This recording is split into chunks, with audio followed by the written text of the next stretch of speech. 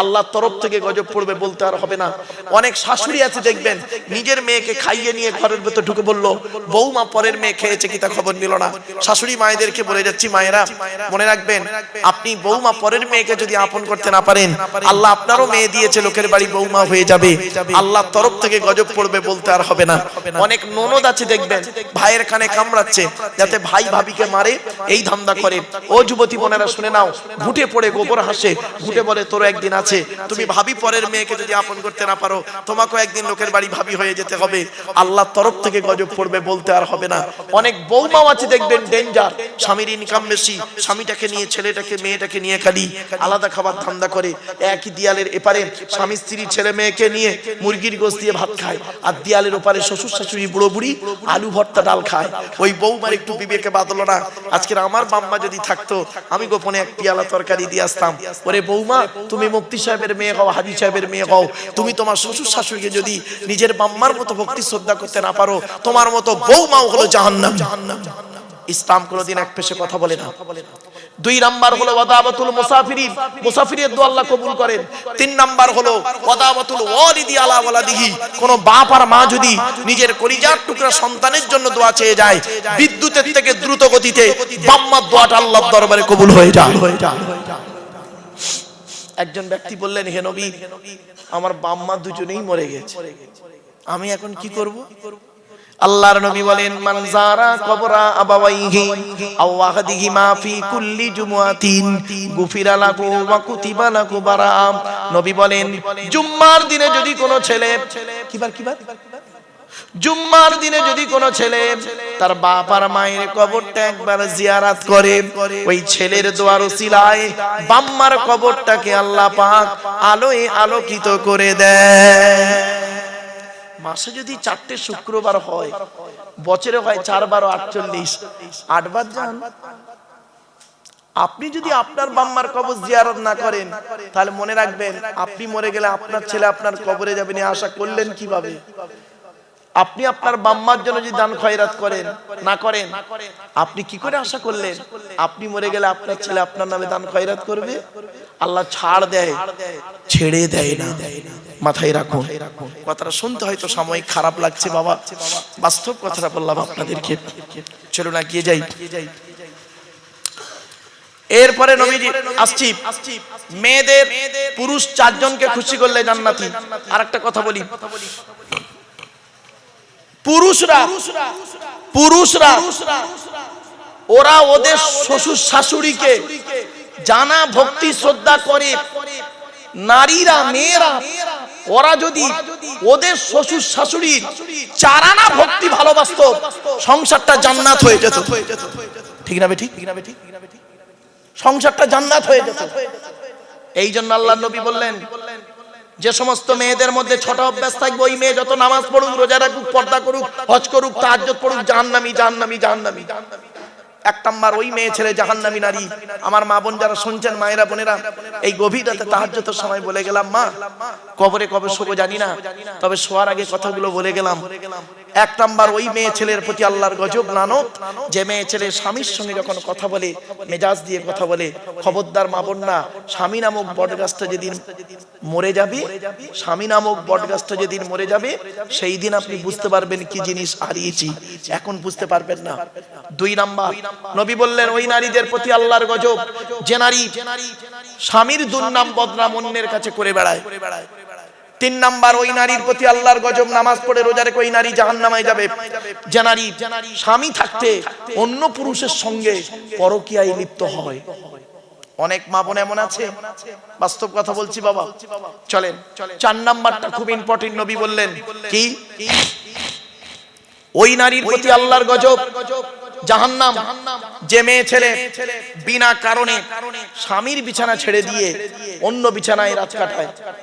কি ভাবছেন আপনি? 5 নাম্বারটা খুব ইম্পর্টেন্ট, কি, ওই নারী জাহান্নামে যাবে যে নারী স্বামীর পরিবারের সঙ্গে খারাপ আচরণ করে। স্বামীর পরিবারকে, স্বামীর বাপ, স্বামীর মা, স্বামীর ভাই, স্বামীর বোন। অনেক মা বোন আছে দেখবেন স্বামীকে খুব ভালোবাসে, স্বামীর বাপ ভাইকে দেখতে পারে না।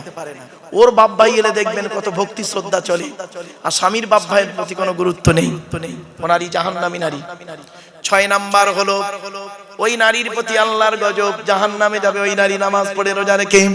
যে নারী তার স্বামীকে বলে তোমার সঙ্গে বিয়ে হয়ে আমার জীবনটা নষ্ট হয়ে গেছে, আমার মতো মেয়ে বলে তুমি পার হয়ে গেলে, অন্য কেউ হলে বুঝতে পারতেন। অনেক মা বোন বলে দেখবে, খবরদার মা বোনরা, জীবনে কোনোদিন স্বামীকে এই কথা বলবেন না। কেন বলবেন না শুনে নিন, জন্ম মৃত্যু বিবাহ সবই আল্লাহর হাত। ঠিক না বেটি? মা বোনেরা শুনে নিন, আপনার যে বর্তমান স্বামী হয়েছে আপনি নিজে ওকে চয়েস করেছেন। বাবাজিরা শুনে নিন, আপনার যে বর্তমান স্ত্রী আছে আপনি ওকে চয়েস করেছেন।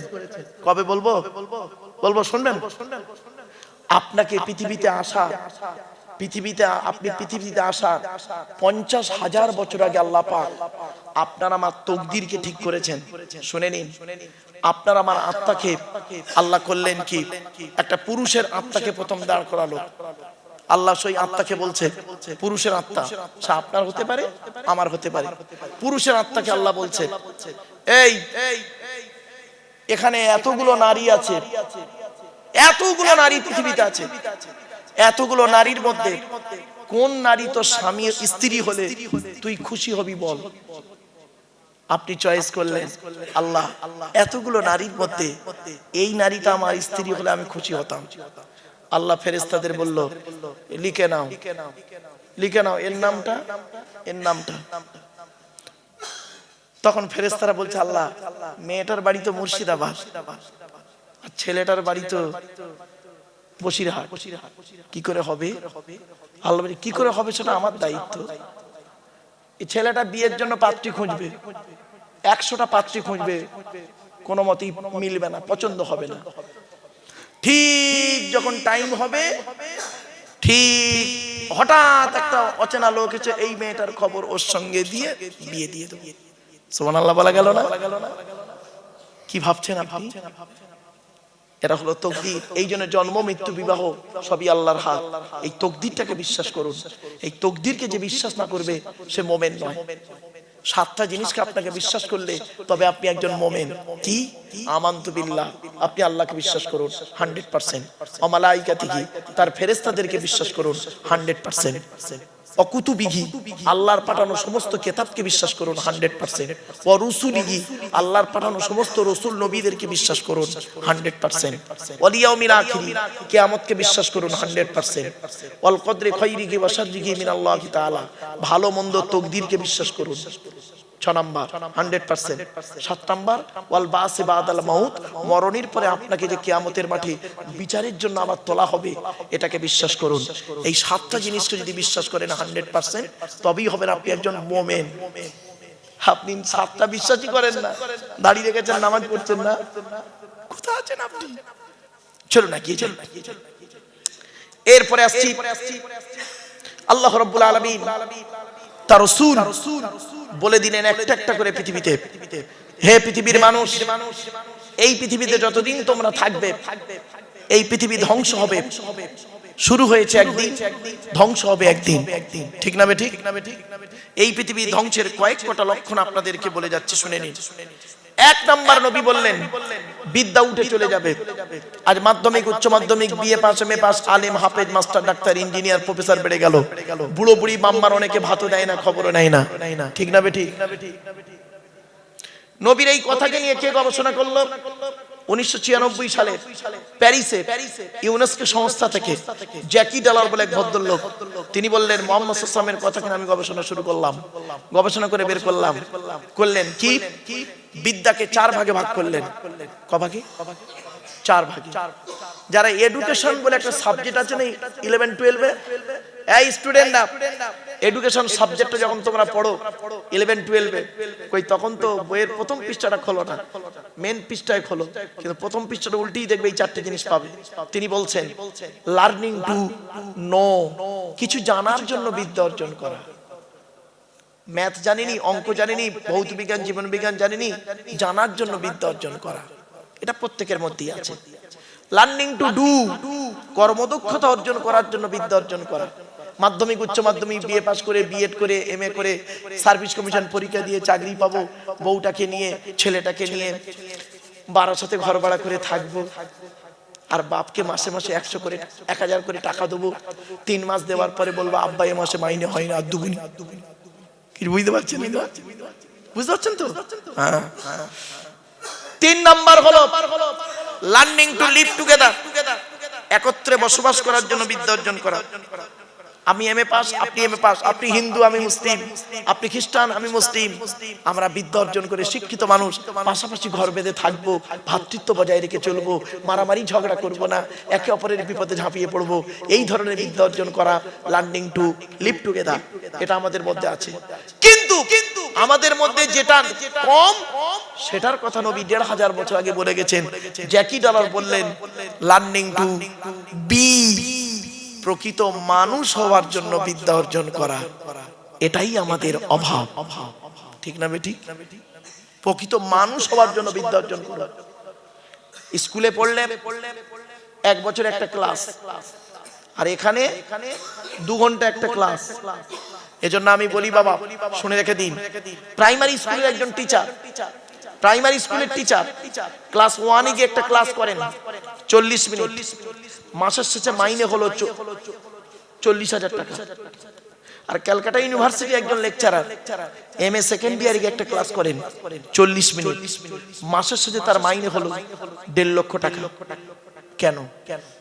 মনে রাখবেন, সব জায়গাতে যদি পরিশ্রম করলে সফলতা আসতো, তাহলে বনের রাজা গাধাই হতো, সিংহ আর হতো না। গাধা 16 ঘন্টা খাটে, সিংহ 16 ঘন্টা ঘুমায়। একটু টেকনিক্যালি প্রবলেমের জন্য সব শেষ। ছোট্ট একটা উদাহরণ দিচ্ছি। সেদিন মাস্টার ডিগ্রি ছেলেদেরকে এই এক্সাম্পলটা দিয়েছিলাম, আপনাদের একটু অনুরোধ করছি একটু শোনেন, উত্তরটা দেন তো দেখি। 3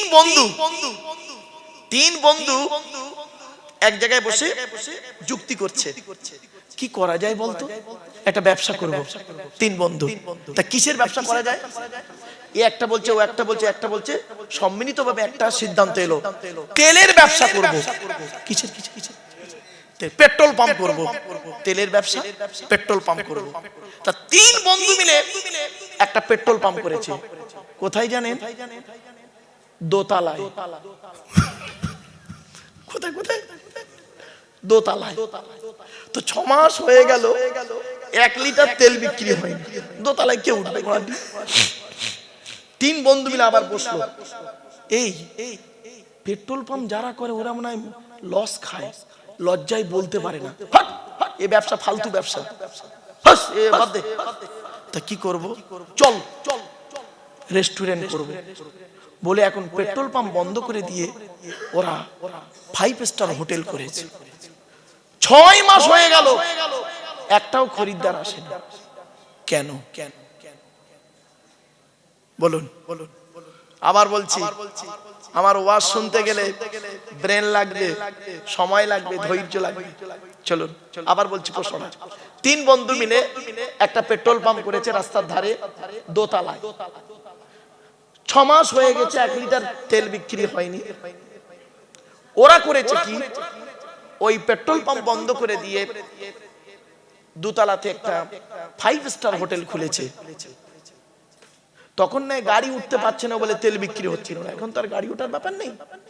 দোতলায় রেস্টুরেন্টটা করেছে, ভালো 5 স্টার হোটেল। 6 মাস হয়ে গেল, একটাও খরিদ্দার যায়নি। কারণটা কি? বুঝতে পারছেন? বুঝতে পারেন না? খুলে বলে দিই। আচ্ছা, ওরা প্রথমে কি করেছিল? সাইনবোর্ডটা কি ছিল? Petrol pump. এখন ওরা পেট্রোল পাম্পটা, ভেতরের পেট্রোল পাম্প বন্ধ করে হোটেল করেছে, বাইরে সাইনবোর্ডটা কি আছে?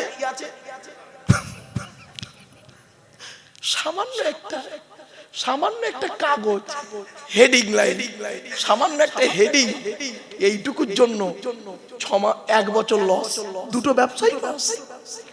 বাপেরা বাড়ি থেকে ভাববেন, এজন্য অনুরোধ করে আপনাদের এইসব ওয়াজ শোনার লোকের অভাব। এসব শুনতে গেলে 2.5-3 ঘন্টা সময় লাগে, আর ঠিক 8টায় উঠতে হয়, আর 9টা থেকে 12টা খুব ভালো টাইম। আর এই শেষ রাতে তো কেউ রুকুতে যাচ্ছে, কেউ সাজদায় যাচ্ছে, যখন মাইকে মুখ দিচ্ছে তখন এরম করে উঠছে। কি করব বাপ, কিছু করার নেই। একবার দরুদ শরীফ আল্লাহুম্মা সাল্লি আলা সাইয়্যিদিনা মাওলানা মুহাম্মদ ওয়া আলা আলি সাইয়্যিদিনা।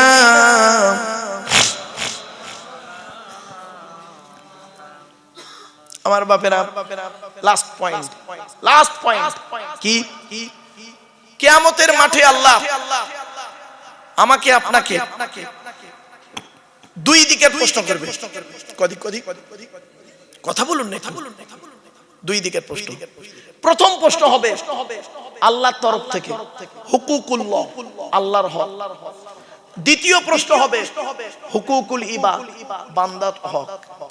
চলুন এই দুটো পয়েন্ট অল্প টাইমের মধ্যে ছেড়ে দিচ্ছি, চিন্তা নেই বাপ, টেনশন নেবেন না, খাওয়া দাওয়ার ব্যাপার আছে তো একটু ধৈর্যের পরি। আর 10 মিনিট সময় দিন বাপ, 10 মিনিট দেওয়া যাবে?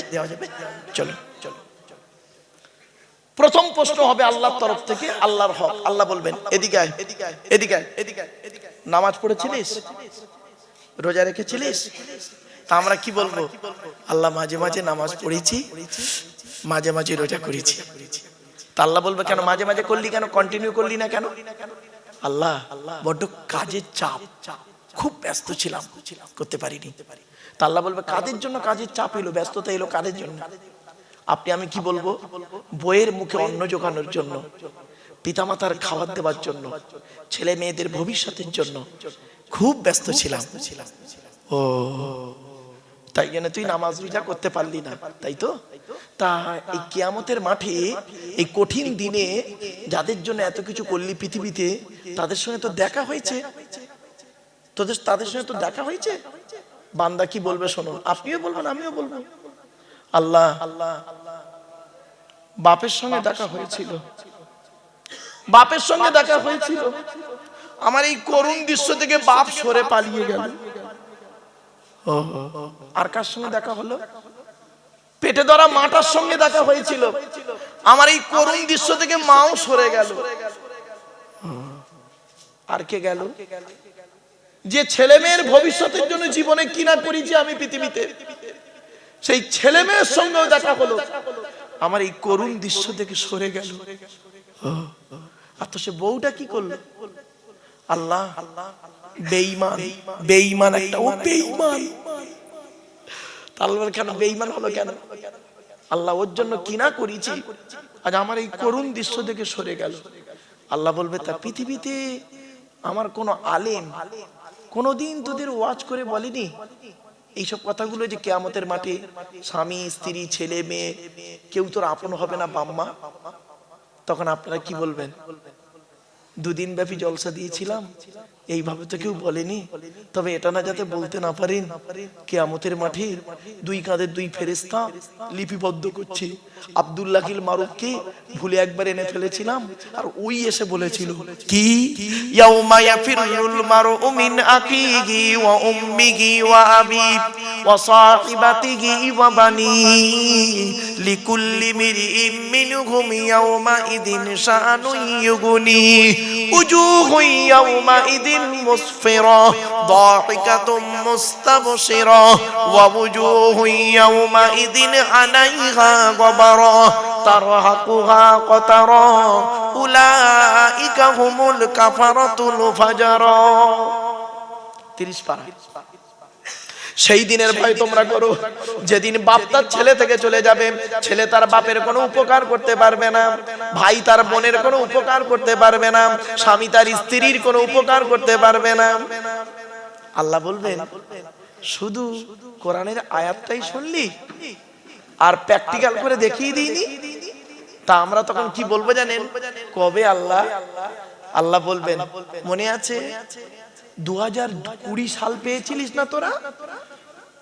পেয়েছি তো আমরা, বলুন না। 2020 সালে একটা রোগ দিয়েছিলাম তো পৃথিবীতে, নাম হলো করোনা। ওই করোনা রোগ তোদের এই শিক্ষা দিয়ে গেল না বাপের করোনা হয়েছে, ছেলে ডাক্তারকে বলছে মেরে দেন মেরে দেন মেরে দেন, ঠিক না বেটি? মায়ের করোনা হয়েছে, ছেলে মার ধারে বাড়ে যায় না। মায়ের পেটের ভাই করোনায় মারা গেছে, মায়ের পেটের ভাই লাশ আনতে যায়নি, ঠিক না বেটি? আল্লাহ বলবে এই রোগটা থেকেও শিক্ষা নিলেনি? আমি তো দেখিয়ে দিয়েছিলাম পৃথিবীতে, কোরআনের আয়াতও দিয়েছিল আর প্র্যাকটিক্যাল করেও দেখিয়ে দিয়েছিলাম, তাও তো শিক্ষা নিসনি। এখন কি হবে বল, কি হবে বল এখন? তখন আমরা সব নিরুপায়। আল্লাহ, আপনার দয়া ছাড়া আমার কোনো রাস্তা নেই, কোনো রাস্তা নেই। সেদিন দয়ালু দয়াবান যদি মাফ করেন, যদি মাফ করেন আপনাকে আমাকে, তো রেহাই। আর যদি বলে তোর অবস্থা খারাপ, দাঁড়া, তোর আরো বিচার আছে, দাঁড়া, হয়ে গেল, চলো চলো। তো আল্লাহ যদি সেদিন দয়া করে তো পার হয়ে যাবো ইনশাল্লাহ আমরা, চলো চলো। কিন্তু ধরা আমরা পড়বো, এখানে যত নারী পুরুষ আছেন সব কটা ধরা পড়বে। বান্দার তরফের প্রশ্ন, বান্দার তরফ থেকে আল্লাহ 10 রকম প্রশ্ন করবেন। করকম করকম, দয়া করে আপনাদের করজোড়ে বলে যাচ্ছি বাপ, এই 10টা প্রশ্ন শুনে যান। পুরুষদের 10টা হবে, নারীদের 10টা হবে। তা পুরুষদের 10টা বললে ওর উল্টোটা নারীদের হবে, আর বেশি ডিসকাস করলাম না, পুরুষদেরটা শুনুন। 1 নাম্বার পুরুষদের প্রথম প্রশ্ন আল্লাহ করবেন কিয়ামতের মাঠে। এদিকে স্বামী হিসাবে পৃথিবীতে কতটা দায়িত্ব পালন করেছিস বল, বইয়ের কতটা হক আদায় করেছিস বল। আল্লাহর নবী বলেছেন প্রত্যেক স্বামীর দায়িত্ব হলো স্ত্রীকে কমসে কম 17টা শিক্ষা দিতে হবে। কটা কটা? তা বউকে কটা শিক্ষা দিয়েছেন? একটাও তো দেননি, হয়ে গেছে। আল্লাহ রাসূল বলেছেন এই 17টার মধ্যে একটা অন্তত বলি, একটা দুটো বলবো, একটা বলি। আল্লাহর নবী বলেছেন তোমরা তোমাদের স্ত্রীদেরকে নিয়ে মাঝে মাঝে বেড়াতে বেরোবে, বেড়াতে বেরোবে। স্ত্রীকে নিয়ে বেড়াতে যাওয়াটা সুন্নাত। আরে স্ত্রীকে নিয়ে ইকো পার্ক, চিড়িয়াখানা, ভিক্টোরিয়া, জাদুঘর, তারামণ্ডল, নদীর পার্কে সব জায়গায় বেড়াতে যাবেন। নিজের স্ত্রীকে নিয়ে বেড়াতে যাবেন, কোনো টেনশন হবে না। তবে বউটা যেন নিজের বউ হয়, অন্যের বউ নিয়ে যাবেন। নিজের বউ নিয়ে বেড়াতে যাবেন, কোনো টেনশন হবে না। আর অন্যের বউ নিয়ে বেড়াতে যাবেন, ঠিক আমার দিকে তাকান, আমার দিকে তাকান, খালি এমন করবে, চোরের মতো খালি এদিক দিক করছে কেন? 2 নাম্বার আরেকটা বলছি, নবীজি বলেছেন এই স্বামীরা তোমরা যেমন খাবে স্ত্রীদের তেমন খাওয়াবে। যখন খেতে বসবে স্ত্রীর গালে খাবার তুলে দেবে, আল্লাহ খুশি হবে। স্ত্রীর গালে খাবার তুলে দিলে, স্বামী যদি স্ত্রীর গালে খাবার তুলে দেয়, সদকা পরিমাণ নেকি আল্লাহ স্ত্রীর আমলনামায় আল্লাহ লিখে দেবে। কোথায় আছে? স্বামীর আমলনামায় সদকা পরিমাণ নেকি লেখা হবে। আর স্ত্রীদেরকে বলেছেন এই নারীরা, কোন নারী যদি স্বামীর জন্য সাজে, স্বামীর জন্য যদি সাজে, আর স্বামী যদি বাড়িতে গিয়ে যদি বলে কি ব্যাপার আজকে তোমাকে খুব সুন্দর লাগছে তো, আল্লাহ রাসূল বলেছেন ওই স্ত্রীর আমলনামায় একটা নফল হজের সওয়াব আল্লাহ লিখে দেবে। আমার মা বোনরা অনেক আলোচনা, মা কয়েক কটা কথা শুনে নিন। 1 নাম্বার, স্বামী হিসেবে আপনি কতটা দায়িত্ব পালন করেছেন পৃথিবীতে, বাড়ি থেকে ভাববেন। নাম্বার 2, পিতা হিসেবে কতটা দায়িত্ব পালন করেছেন, ছেলে মেয়ের হক আদায় করেছেন। আল্লাহর নবী বলেছেন প্রত্যেক পিতামাতার দায়িত্ব হলো ছেলে মেয়ের উপরে 3টে। এই 3টে দায়িত্ব যদি পালন না করি, বাম্মা যত নামাজ পড়ুক, হজ করুক, জাহান্নামী জাহান্নামী জাহান্নামী। জন্ম দিলে বাপ হওয়া যায় না, পেটে ধরলে মা হওয়া যায় না। বাম্মা হতে গেলে অনেক দায়িত্ব আছে, আমরা তো বুঝি না, এসব অবস্থা আমরা করি না, আর আপনাদেরকে বলিনি, যার জন্য আপনারা বোঝেননি। এজন্য আপনাদেরকে করজোড়ে বলে যাচ্ছি বাপ। 3 নাম্বার হলো এদিকে ছেলে হিসাবে কতটা দায়িত্ব পালন করেছিস, বাপের হক আদায় করেছিস, বাম্মার সেবা করেছিলিস না, তোর কাছে তো শ্বশুর শাশুড়ির গুরুত্ব খুব বেশি ছিল। 4 নাম্বার, ভাই হিসাবে কতটা দায়িত্ব পালন করেছিস, বোনের ফারাইজি অংশ দিয়েছিস। আমার ভাষা বুঝতে পারছেন? বোনের ফারাইজি অংশ। এই মা বোনেরা, বাপের যদি সম্পত্তি থাকে আপনি ফারাইজি অংশ পাবেন। কোরআন বলছে একজন পুরুষ যা পাবে, দুটো মেয়ে ছেলে তাই পাবে। ধরুন বাম্মা মরে গেছে, 1 ভাই 2 বোন, 10 বিঘা জমি আছে, 50 লক্ষ টাকা ব্যাংকে আছে। কে 1 কোটি টাকা ব্যাংকে আছে বাপের, কে কত পাবে? এক ভাই আছে 50 লক্ষ টাকা পাবে, দুটো বোন 25-25-50 লক্ষ টাকা পাবে। এটা কোরআন, আমার বাবার কথা না। এরপরে নবীজি বলবেন, আল্লাহ বলছেন কিয়ামতের মাঠে আরো ধরা হবে তোদের। 5 নাম্বার, চাচা হিসেবে কতটা দায়িত্ব পালন করেছিস। চাচা, এখানে যত চাচা বসে আছেন ধরা হবে। আল্লাহ বলবেন, কিরে তোর ভাই মরে গেল, তুই চাচা বেঁচে ছিলিস, ছোট ছোট ভাইপোদের সম্পত্তি নিজের নামে রেকর্ড করলি? এত সহজ ভাবলেন? এতিমের মাল যারা খাবে তারা তাদের পেটে নরকের আগুন ঢোকাবে। আমি বলিনি, এই কোরআনে আছে। খবরদার বাপেরা এতিমের মাল কোনোদিন খাবেন না। সূরা নিসা 10 নম্বর আয়াত, ইন্নাল্লাযীনা ইয়াকুলুনা আমওয়ালাল ইয়াতামা যুলমান ইন্নামা ইয়াকুলুনা ফি বুতুনিহিম নারা ওয়া সায়াসলাউনা সাঈরা। এতিমের মাল যারা খাবে তারা তাদের পেটে নরকের আগুনগুলো ঢোকাতে শুরু করবে। খবরদার বাপ, এতিমের মাল খাবেন না। এতিম বাচ্চাকে আশ্রয় দেবেন, এতিম বাচ্চাকে ভালোবাসবেন। আল্লাহর নবী বলেছেন, মান আওয়া ইয়াতীমান ইলা তুআমিহি ওয়া শারাবিহি আওজাবাল্লাহু লাহুল জান্নাহ। কোন ব্যক্তি যদি এতিমকে আশ্রয় দেয়, এতিমকে খাবার খাওয়ায়, এতিমকে পানি পান করায়, আওজাবাল্লাহু লাহুল জান্নাহ, ওই ব্যক্তির জন্য জান্নাত ওয়াজিব হয়ে যায়। আপনি জান্নাত খুঁজতে গেছেন মসজিদের ভিতরে, আপনার তো আইডিয়াই নেই। চলুন 6 নাম্বারটা খুব ইম্পর্টেন্ট, খুব ইম্পর্টেন্ট। দুলা ভাইদের ধরবে। কি ভাই, দুলা ভাই বলেন না বোনাই বলেন, কোনটা? ওই দুলা ভাই আর বোনাইদের ধরবে। কবরে ঢোক, চল কবরে। শালির সঙ্গে ইয়ার কি মারা, জলসার সময় শালিকে নিয়ে ফুচকা গালে খাইয়ে দেওয়া, কবরে ঢোক। তোর মতো দুলাভাই বোনাইকে যে কি করবে কবরে আল্লাহ। ওর সঙ্গে আর একজন আছে, বলবো ওই দুলাভাইয়ের সঙ্গে আর একটা পিস আছে, সে পিসটার নাম শুনবেন, দেওর। কি বললাম? দেওর বুঝেন তো? দেবর। আল্লাহর নবীর কাছে একদিন নারীরা এসেছে, এসে বলছে, হে নবী, পৃথিবীতে আমরা কাকে বেশি ভয় করব বলুন? নবীজি বললেন, তোমরা মৃত্যুকে ভয় করো? বলছে হ্যাঁ। বলে তার থেকে বেশি ভয় করবে দেওরকে। বলে কেন? বলে আখিরি জামানায় দেখবে ভাবিরা দেওরদের সঙ্গে যত নোংরা নোংরা ইয়ার কি করে চলবে। বাবাজি, বাস্তবটাই বললাম। আমি এই ওয়াজ যদি না করি, কিয়ামতের মাঠে আল্লাহ আমার জবানটা টেনে ছিঁড়ে নেবে। বাপেরা, এই জবাব আমাকে দিতে হবে। চলুন 7 নাম্বার, খালু। খালার বারকে কি বলেন? খালুদেরকে আল্লাহ ধরবে। ওর সঙ্গে আর এক পিস আছে, জামাই বাবু। ফুপুর বারকে কি বলেন? ফুপা। জামাই বাবু ধরা হবে। 8 নাম্বারটা ভেরি ভেরি ইম্পর্টেন্ট, মামা। মামাদেরকে আল্লাহ ধরবে। এখানে যত মামা বসে আছে, মামা অনেক আছে দেখবেন। আল্লাহ বলবেন, এদিকে তোর বোনটা, তোর বোনাইটা অ্যাক্সিডেন্টে মারা গেল, তোর বোনাইটা অ্যাক্সিডেন্টে মারা গেল। বোনের দুটো বাচ্চা রেখে বিধবা বোনটা কষ্ট করে জীবন যাপন করলো। তুই ঈদের সময় তোর বউ বাচ্চার জন্য দামি দামি জামা কাপড় কিনলি, আর ভাগনা ভাগ্নি বোনটার জন্য কিছুই দিলি না। তোর মতো মামা আজকের জাহান্নামী, জাহান্নামী, জাহান্নামী। তোর হজ নামাজ রোজা কবুল হবে না। কোথায় আছেন আপনি? 9 নাম্বার হলো দাদু। দাদু, এই বাপের বাপকে কি বলেন? এখানে অনেক দাদু আছে। এই দাদুদেরকে, দাদাদেরকে ধরবে আল্লাহ। এদিকে তো 4টে ছেলে দিয়েছিলাম না? বড় ছেলেটা চাকরি করতে বলে বড় ছেলের ছেলেকে বেশি বেশি বিস্কুট কিনে দিতি, লজেন কিনে দিতি। বড় ছেলের ছেলেকে হাত ধরে বাজারে বেড়াতি। আর মেজো ছেলেটা গরিব, কিছু করতে পারতো না বলে মেজো ছেলেকে তো দেখলিনি। তোর মতো দাদু আজকের জাহান্নামী, তোর নামাজ রোজা কিছুই কবুল হবে না আজকে। 10 নাম্বার মারাত্মক ইন্টারন্যাশনাল পিস। 10 নাম্বার নানা। কি বললাম? নানা। আল্লাহ নানা গুলোকে ডাকবে, এদিকে এদিকে। তো দুটো মেয়ে দিয়েছিলাম। বড় জামাইটা চাকরি করতো, আর ছোট জামাইটা মাঠে খাটতো। বড় জামাইটা যখন তার মেয়ে বাচ্চা বউ নিয়ে আসতো তোর বাড়ি, বড় বড় মাছের মাথা, খাসির গোস্ত, গরুর গোস্ত, মুরগির গোস্ত খাওয়াতি না। আর ছোট জামাইটা গরিব, ও বেচারা কম আসতো। এলে তার প্রতি তোর গুরুত্ব ছিল না। তোর মতো নানা আজকের জাহান্নামী।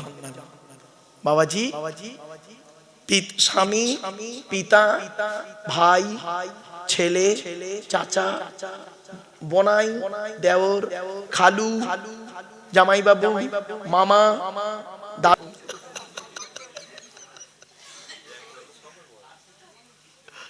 আমার বাপেরা এক একটা দলিল যদি দিই কোরআন হাদিস থেকে অবাক হয়ে যাবে। আমার বাপেরা বাড়িতে গিয়ে ভাববেন, আজকের বাড়িতে গিয়ে বালিশে মাথা রেখে এই হতভাগার কথাটা মনে রাখবেন আর শুয়ে শুয়ে চিন্তা করবেন, আচ্ছা আমি কি দায়িত্ব পালন করেছি? যদি মনে হয় এই 10টা দিক আমার ঠিক আছে, সকালবেলা উঠে বলবেন ইনশাআল্লাহ, ইনশাআল্লাহ আমি জান্নাতি। আর নইলে মরণ পর্যন্ত চেষ্টা করে যাবেন এই 10টা হক যেন আমাকে না ধরে কিয়ামতের মাঠে। আমার বাপেরা, আপনি কি ভাবলেন শুধু যদি নামাজটার নাম ইসলাম হতো, শুধু যদি রোজা রাখার নাম ইসলাম হতো, তাহলে এই কিতাবটা 22 বছর 9 মাস 14 দিন ধরে 6666টা আয়াত পাঠাতেন না। ছোট্ট একটা কাগজে আল্লাহ আকাশ থেকে খালি লিখে দিতেন আকিমুস সালাত ও সওম রমজান। এই দুটো কাগজ লিখে উড়িয়ে উড়িয়ে ছেড়ে দিতেন, এ তোরা নামাজ পড়া রোজা রাখ, জান্নাতে ঢুকে পড়বি। বাপেরা, ইমানের কতগুলো ভাগ জানেন? ইমানের কোরআনে আছে সর্বাধিক 30টা, সর্বনিম্ন 5টা, আর হাদিসে আছে 70টা, টোটাল 100টা ভাগ। আমার বাপেরা অনেক আলোচনা ভাব দেখতে দেখতে অনেকক্ষণ মুখে পেরেছি। চলুন বাবা একটু রাসূলের সামনে দাঁড়িয়ে একটু সালাত ও সালাম পাঠ করব। ইয়া নবী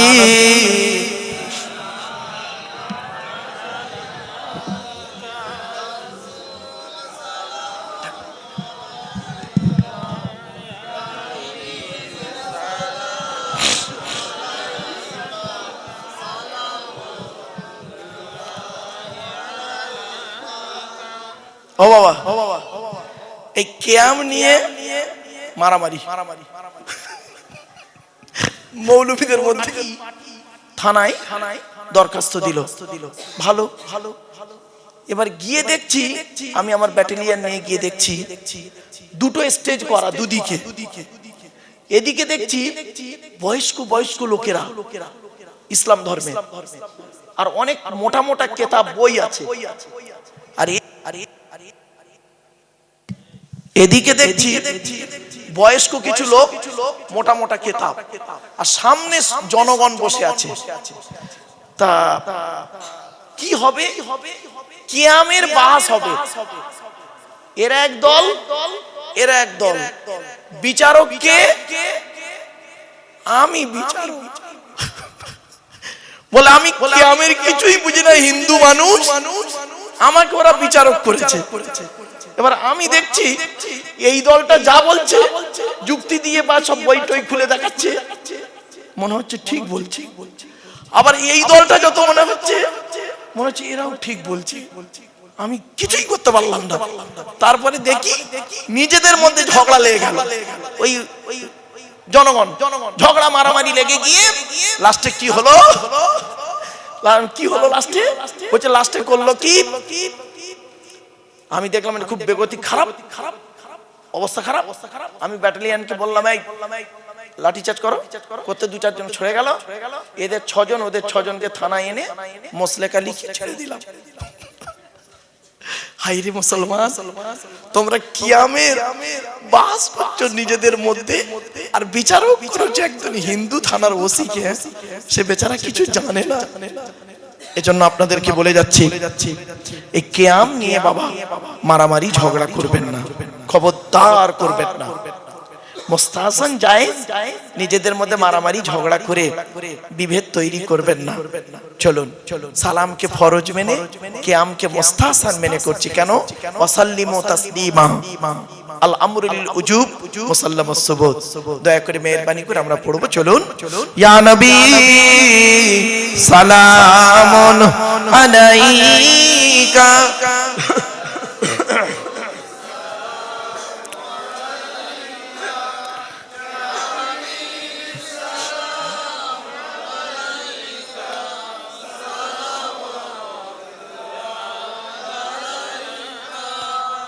ইয়া নবী সালাম লাউ আমার, ইয়া রাসূল সালাম লও সবার, ইয়া হাবিব সালাম লও এই জলসার, আমরা যে নাদান গুনাহগার। ইয়া নবী ইয়া রাসূল সালামুন, ইয়া হাবিব সালামুন আলাইকা, সালাওয়াতুল্লাহ আলাইকা। সকলে বসে যান। ইয়া রাব্বি সাল্লি সাল্লিম দাইমান আবাদা আলা নবিয়্যি খায়রে খালকুল্লি হামিদ, ভেজায়ে রব্বাই দরুদ ও সালাম দরগুজি দর নবী পার আপনা মুদাম।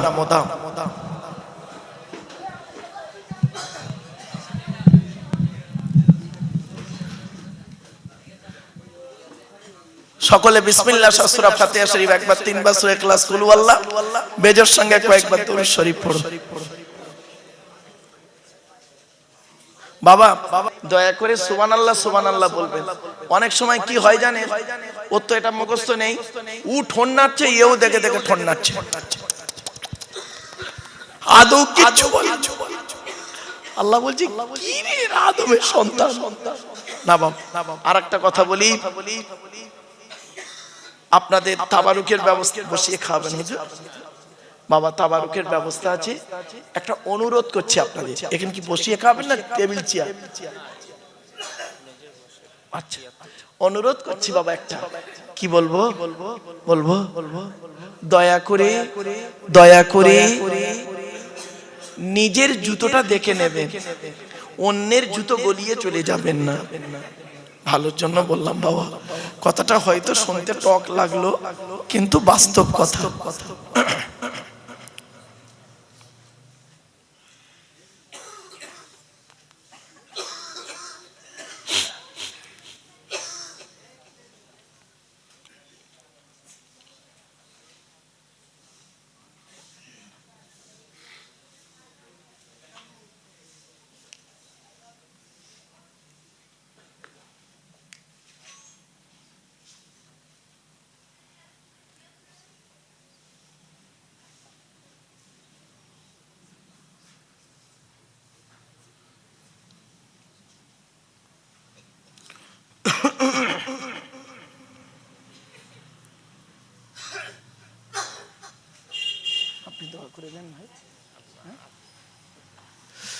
আমার বাপেরা, এতক্ষণ আপনাদের কাছে কথা রাখলাম, ভাষাগত দিক থেকে ত্রুটি হলে ক্ষমা করবেন।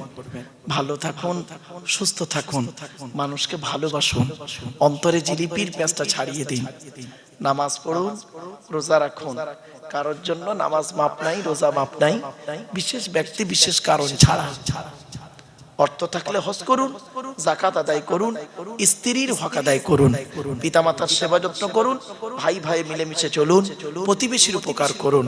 মানুষের উপকার করতে না পারলে ক্ষতি করতে যাবেন না। একটা কথা মনে রাখবেন, আল্লাহ ছাড় দেয়, ছেড়ে দেয় না। এই কথাটি যেন আপনার মাথায় থাকে। আর একটা কথা বলে যাচ্ছি, রোজিপুরের মানুষ বাপেরা, কাপনের পকেট নেই, কাপনের পকেট নেই। আমাদের আসার রাস্তাটা হলো একটা, যাওয়ার রাস্তা অনেকটা। আসার রাস্তা একটা মানে আমরা বাপের পৃষ্ঠ হতে মায়ের পেটে থেকে পৃথিবীর মুখ দেখেছি প্রত্যেকেই, কি হিন্দু কি মুসলিম। যাওয়ার রাস্তা আমাদের কিন্তু অনেকটা, কেউ শ্মশানে, কেউ কবরে, কেউ গর্তে। মনে রাখবেন, এ জীবন শুরু হয়েছে 150 টাকায়, এ জীবন শেষ হবে 1500 টাকায়। এ জীবন শুরু হয়েছে 150 টাকায়, মানে জীবনের প্রথম কাপড়টা আপনি নিজে পরতে পারেননি, অন্যেই পরিয়ে দিয়েছিল, তার দাম ছিল খুব বেশি হলে 1 থেকে 150 টাকা। এ জীবন শুরু হয়েছে 150 টাকায়। আর যেদিন মারা যাবে, যদি আপনার লাশটা পাওয়া যায়, আপনার যে কাপড়টা পরানো হবে নিজে তো পরতে পারবেন না, অন্যেই পরিয়ে দেবে, তার দাম হবে খুব বেশি হলে 1000 থেকে 1500 টাকা। মনে রাখবেন, চোখ দুটো বন্ধ হয়ে গেলে সব শেষ। এজন্য পৃথিবীতে এমন কিছু স্মৃতি রেখে যান যারা শুধু মরে নাহি দেয় প্রাণ, তাদের কবু কোনোদিন করেনি সম্মান। মনে রাখবেন, কথাগুলো আপনাদের কাছে রাখলাম। হিন্দু মুসলিম কাঁধে কাঁধ মিলিয়ে চলবেন। খবরদার হিন্দু মুসলিম কোনোদিন মারামারি ঝগড়া করবেন না। সৃষ্টিকর্তার আরাধনা উপাসনার পদ্ধতিটা আমাদের আলাদা হতে পারে। মানুষ হিসেবেই প্রত্যেকেই আমরা হলাম আদমের সন্তান। হিন্দু রক্তের ভিতরে মুসলমানদের রক্ত আছে, মুসলমানদের রক্তের ভিতরে হিন্দুদের রক্ত আছে। আপনাদের এলাকায় ব্লাড ডোনেশন ক্যাম্প হয়, রক্তদান শিবির হয়, ব্লাড যখন নেওয়া হয় তখন বলা হয় নাকি